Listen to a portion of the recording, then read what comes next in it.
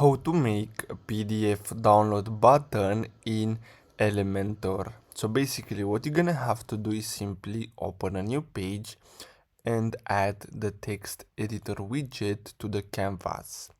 Then what you're gonna have to do next, so in the content tab under the text editor section, click add media.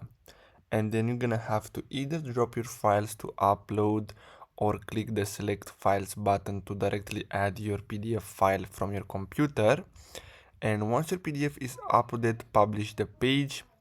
And then what you're gonna have to do is simply visit the live page and copy the URL that directs to your PDF. Open the page where you want to add the PDF download button, and on the canvas drag and drop the button widget, and in the content tab under the button section in the link field paste the copied URL of your PDF, and basically that's all you have to do.